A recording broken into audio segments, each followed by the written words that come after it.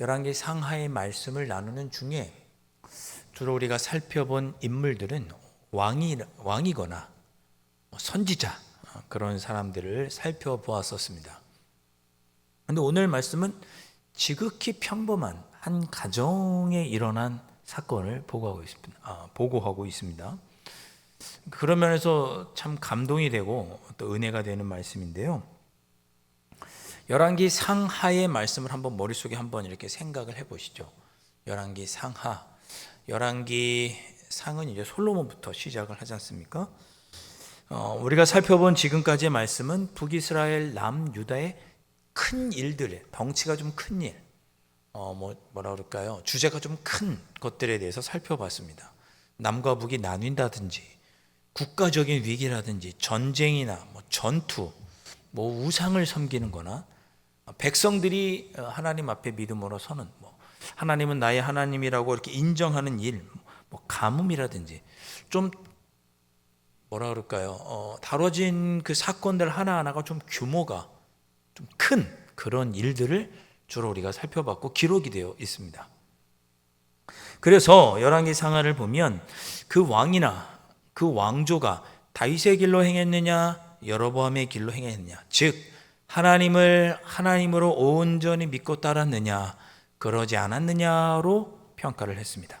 나라의 큰 일들을 통해서 그 왕이 하나님을 섬기는 다윗의 길로 갔는지, 하나님을 섬기지 않는 악한 여로보암의 길로 갔는지, 이것들로 나라와 왕조를 평가하고 큰 주제들을 통해서 그런 하나님의 뜻을 살펴보았습니다.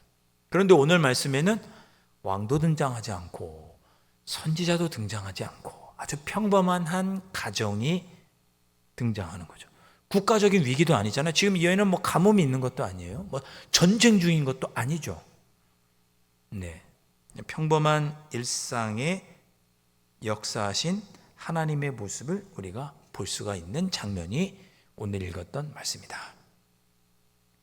자, 오늘 본문 말씀을 이제 좀 더 깊이 살펴볼 텐데, 살펴보기에 앞서서 엘리야와 엘리사에 대해서도 잠깐만 설명을 드리고 하겠습니다. 이제 엘리사에 대해서 또 엘리야에 대해서는 더 살펴보지 않을 것 같은데, 엘리야의 이름의 뜻은 여호와는 나의 하나님이다 그런 뜻입니다. 여호와는 하나님이다 이런 뜻이 엘리야라고 하는 이름의 뜻이에요. 그래서 엘리야가 했던 일들은 하나님께서 하나님 되심을 나타내는 일들을 엘리야가 했습니다. 아합 왕을 통해서 하나님을 드러내시고, 갈멜산에서 850명의 선지자들, 악한 우상을 섬기는 바알과 아세라 선지자와 싸우면서 하늘에 불이 내리게 하고, 그래서 하나님을 드러내고 백성들로 하여금 너희들은 하나님만을 섬겨라 이런 말을 하고 왕을 상대하고 왕비를 상대했던 사람이 엘리야였죠. 그래서 이름 그대로 하나님을 드러내는 역할을 했던 사람이 누구냐? 엘리야입니다. 그런데 엘리사는 어떤 사역을 했느냐? 여러분, 엘리사가 엘리야의 제자인 건 아시죠?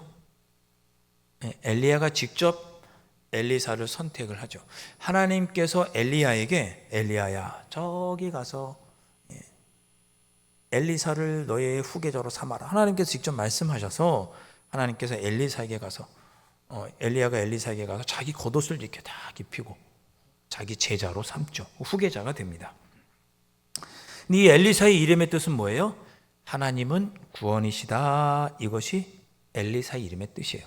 엘리야는 여호와는 나의 하나님이다 라면 엘리사는 하나님은 여호와는 나의 구원이시다 그런 뜻이에요. 그래서 엘리사가 했던 일들은 주로 어떤 일이냐? 그 이름에 맞게 하나님께서 실제로 우리의 삶의 구석구석 개입하셔서 사람들을 구원해 주시고 회복해 주시는 일들을 기적을 행했던 사람이 누구냐? 엘리사였습니다. 나아만이라고 하는 한 사람을 회복시키시고, 그렇죠? 수넴 여인과 그 아이를 회복시키시고, 전쟁 이런 거 아니라니까요. 왕을 상대하고 그런 일 없었어요. 물론 나중에는 그런 일도 있지만 엘리사가 했던 일은 작은 일, 하나님께서 우리 사람들에게 구원의 역사를 이루어 주셨던 구체적인 삶의 자리에서 역사했던 사람이 누구냐? 엘리사입니다. 오늘도 지극히 평범한 한 여인에게 가서 그 여인의 가정을 구원하시고 회복시켜 주시는 거죠. 자, 그 내용을 좀 더 살펴보도록 하겠습니다.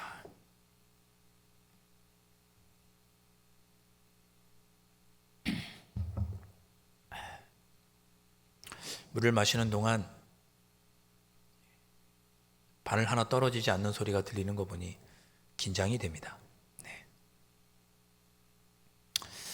자, 이 여인이 어떤 어려움을 겪고 있었느냐? 평범해 보이는 이 여인의 어려움은 우리도 일상적으로 겪는 어려움이었습니다. 이 여인이 빚을 졌어요. 빚. 네. 우리도 빚 있잖아요. 빚. 자, 어떤 일이 있었냐면 이 여인은 특별한 여인이었습니다. 선지자의 제자였어요. 엘리사가 대표 선지자라면 그 밑에 선지자가 되기 위해서 훈련하는 그런 훈련 제자였습니다. 지금으로 치면 뭐라고 할까요? 전도사님 같은, 교육전사님 같은, 신학교를 다니면서 하는 그런 사역자, 전도사님 같은, 어떻게 보면 뭐 부목사님 같은 그런 역할을 하는 한 제자가 있었는데 그 제자가 결혼을 했습니다. 그러면 어떻게 된 거예요? 지금으로 치면 사모님이 된 거죠. 근데 그 여인이 남편이 선지자가 되기 훈련하는 제자였는데 남편이 그만 죽고 말았어요. 그래서 이 여인이 졸지에 어려움을 겪게 됩니다. 어떤 어려움이었느냐? 지금도 그렇지만 선지자가 되려고 한 사람이 뭐 농사를 지었겠어요? 뭐 가축을 키웠겠어요? 하나님의 말씀을 배우고 훈련하고 삶의 모든 것을 내려놓고 선지자 훈련을 했겠죠. 그러다 보니 이 가정에는 생계 수단이 없었어요. 남편이 갑자기 죽고 나니까 이 여인이 오늘 말씀 본문에 보면 자녀가 2명이었거든요. 자녀가 2명이었는데 두 아이를 키워야 되는데 마땅한 생계 수단이 없었어요. 농사를 지었던 것도 아니고 가축을 키웠던 것도 아니고 자녀들은 키워야겠고 그니 어떻게 해요? 자녀들은 키워야 되고 먹고 살아야 되고 빚을 질 수밖에 없었어요. 그런데 빚을 지었는데 빚을 짓는 것까지는 이해가 되는데 갚을 능력이 안 되는 거예요. 갚을 능력이. 그래서 빚을 내어주었던 사람이 채권자인가요? 빚을 내어준 그 사람이 이 여인에게 말합니다. 더 이상 내가 나한테 빚을 못 갚으니 내가 당신의 두 아들을 데려가서 나의 종으로 삼겠다. 빚 대신 빚을 못 갚으니까 당신의 자녀들로 갚아라. 그렇게 이야기한 거죠. 얼마나 마음이 아픕니까? 네. 남편은 선지자가 되기 위해서 훈련하다가 하나님의 일을 하다가 죽었고 네. 어쩔 수 없이 생계를 유지하기 위해 빚을 졌는데 빚을 못 갚아서 이제 두 자녀를 빼앗기게 되었으니 얼마나 억울하고 답답하고 또 안타깝고 했겠어요. 그래서 누구에게 가요? 엘리사에게 간 거예요. 엘리사에게. 선지자에게 간 거죠. 그래서 자초지정을 다 이야기를 합니다. 다 이야기했어요. 엘리사가 그 여인의 이야기를 듣고 마치 자기 일처럼 여겼을 것 같아요. 자신도 선지자니까. 그래서 이 여인에게 엘리사가 도움을 주기로 마음의 결정을 하고 그 여인을 돕기 위해서 물어보는 말씀이 2절 말씀입니다. 2절. 우리 다 함께 2절 말씀 한번 읽어볼까요? 함께 읽습니다. 시작. 엘리사가 그에게 이르되 내가 너를 위하여 어떻게 하랴? 내 집에 무엇이 있는지 내게 말하라. 그가 이르되 계집 중의 집에 기름 한 그릇 외에는 아무것도 없나이다 하니.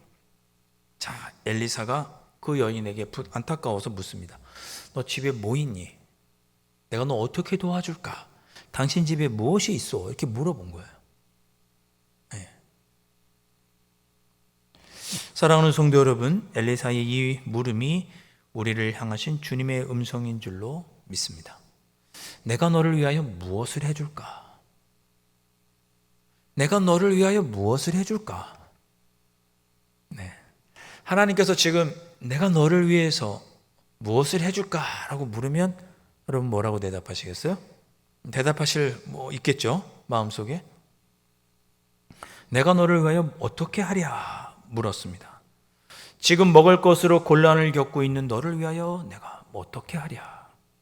가정의 문제로 힘들어하는 너를 위하여 내가 어떻게 하랴?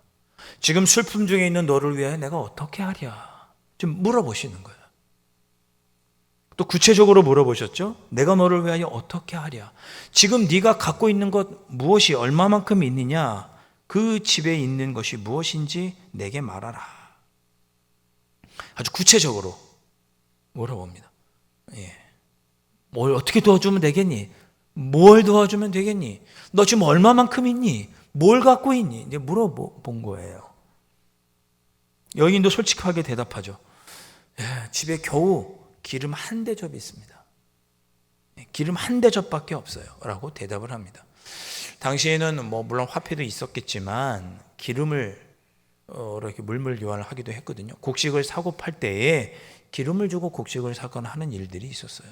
그러니까 딱 기름 한 대접, 딱 그 기름값, 그 그릇 하나에 있는 그 기름을 팔아서 곡식을 사서 먹을 아주 조금밖에 기름이 없었던 거죠. 자, 집에 겨우 기름이 한 그릇밖에 없다고 하자 엘리사는 그 여인에게 가서 말합니다. 그래? 그러면 이웃집에 가서 그릇을 다 빌려와라. 3절에 보시면 가서 모든 이웃에게 그릇을 빌려라. 3절에 그렇게 말씀하죠. 가서 모든 이웃에게 그릇을 빌려와라. 심지어 조금 빌리지 말라고 말합니다. 많이 빌리라는 얘기죠. 조금 빌리지 마, 많이 빌려. 그릇 다 빌려와. 그래서 다 빌려왔습니다. 그릇. 똑똑똑 그릇 좀 주세요. 바켓스 좀 주세요. 다라이 좀 주세요. 다 받아온 거예요. 그리고 그 한 그릇 남아있던 기름을 그 빌려온 그릇에 부으라고 엘리사가 지시합니다.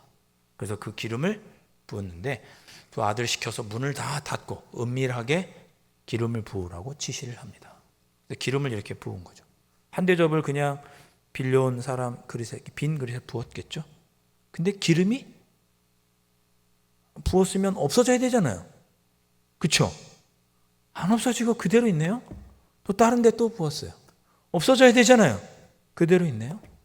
빌려온 모든 그릇에 기름을 다 부었습니다. 그 엄마가 자녀들에게 묻죠. 더 빈 그릇 없니? 없습니다. 이게 마지막 그릇이었어요. 그렇게 말하자 그때야 마지막 하나 남았던 그 담겨있던 그 그릇의 기름이 그치게 됩니다. 할렐루야. 실감이 잘 안 나시죠? 제가 비유를 한번 해볼게요. 너 지갑이 있느냐? 네, 지갑이 있습니다. 얼마 들었느냐? 10만 원 들었습니다. 그래? 이웃에게 다 캐리어 빌려와라. 캐리어. 거기다가 지갑에서 돈을 빼서 넣어라. 다 캐리어에다 넣었어. 신사임당으로 다 채웠어. 뭐 캐리어 다 채웠어. 네. 지금 그런 상황인 거잖아요. 그렇죠? 이제야 좀 웃으시네. 네. 신사임당이 최고야. 그죠? 얼마나 기름이 많이 찼던지 7절 말씀 이렇게 기록합니다. 그 여인이 하나님의 사람에게 나아가서 말하니 그가 이르되 너는 가서 기름을 팔아 빚을 갚고 남은 것으로 너와 내 두 아들이 생활하라 하였더라. 할렐루야. 빚은 다 갚았을 뿐만 아니라 이제 두 아들이 장성하고 생활할 때까지 다 하나님께서 채워 주신 줄로 믿습니다. 자, 말씀을 정리해 보겠습니다. 오늘 말씀이 여러분에게 은혜가 되시죠? 하나님은 고관들, 왕들, 나라의 큰일 이런 곳에만 역사하시는 분이 아니고 삶의 구체적이고 사소한 일상 속에도 찾아오셔서 우리에게도 구원을 베푸시고 은혜를 베풀어 주시는 분이 하나님이시라는 것을 오늘 엘리사와 이 여인의 이야기를 통해 우리에게 알려주시는 거예요. 이 한 주간 어쩌면 지난주와 똑같을 여러분의 일상, 이번 한 주간 평범한 나의 삶, 이 삶 속에 여러분 하나님께서 채워주신 은혜가 가득하기를 주님의 이름으로 축복합니다. 제가 어제 은혜 받았던 이야기 하나 하고 말씀을 마치겠습니다. 어제 김순애 권사님이 수술을 하셨거든요. 이렇게 쓸개를 떼어내셨어요. 이렇게 돌이 생겨서 그 수술을 하셨어요. 그래서 저기 양조동에 있는 베드로 병원에 갔다가 저녁에 이제 위문하고 기도하고 이렇게 오는데 배가 고프더라고요. 네. 저녁 한 7시쯤 갔는데 배가 고프더라고요. 그래서 어떻게 했을까요? 국수집을 찾아갔습니다. 그렇게 쭉 오다 보니까 국수집이, 유명한 국수집이 보이더라고요. 그래서 들어가서 딱 눌렀는데 메뉴판을 보니까 비빔국수가 있고 잔치국수가 있더라고요. 네. 뭘 먹었을까요? 짜장면 생각하면 짬뽕 생각나고 짬뽕 생각하면 짜장면 생각나는 게 딱 맞아요. 비빔국수를 먹을까 하니 잔치국수가 생각이 나고 잔치국수를 누를까 생각하니까 왠지 비빔도 먹고 싶고 반반은 없더라고요. 그래서 생각하다가 우리 교회에서 늘 국수 먹었잖아요. 생각이 나서 잔치국수를 주문했습니다. 할렐루야. 잔치국수를 주문하고 왠지 하나로 부족할 것 같아서 만두도 하나 이렇게 주문해서 아휴 많이도 먹었네. 식사를 했습니다. 근데 제가 더워서 그런지 잔치국수가 딱 나왔는데 잔치국수가 나왔잖아요. 제가 잔치국수 주문했으니까 잔치국수가 나왔죠. 그런데 저는 비빔국수를 주문했다고 또 착각을 한 거예요. 저 비빔국수 주문했는데 하고 종업원한테 얘기했죠. 종업원이 아닌데요, 잔치국수 주문하셨는데요, 그러는 거예요. 그러면서 영수증을 딱 보여주는 거예요. 거기 잔치국수 1 딱 이렇게 써 있더라고요. 제가 착각했네요. 비빔국수도 먹고 싶어서 제가 착각했나 봐요. 그리고 잔치국수를 먹었습니다. 그랬더니 갑자기 비빔국수를 갖다 주는 거예요. 비빔국수도 드시고 싶다고 그랬죠? 드셔보세요. 근데 한 그릇 비빔국수를 새 거를 갖다 준 거예요. 별로 이렇게 감동이 없으셔, 그죠?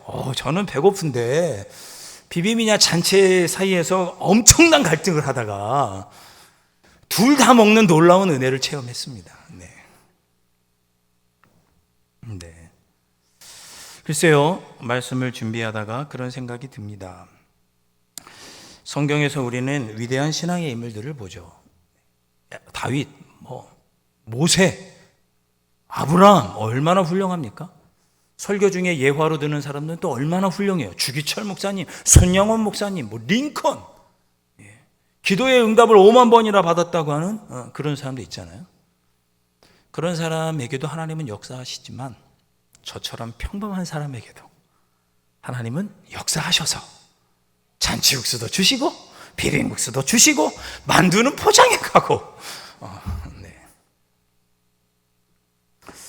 글쎄요, 제가 재밌게 여러 번 이야기를 드렸지만 하나님은 우리의 평범한 일상 속에도 찾아와서 크고 작은 일들로 우리에게 은혜를 베풀어 주십니다.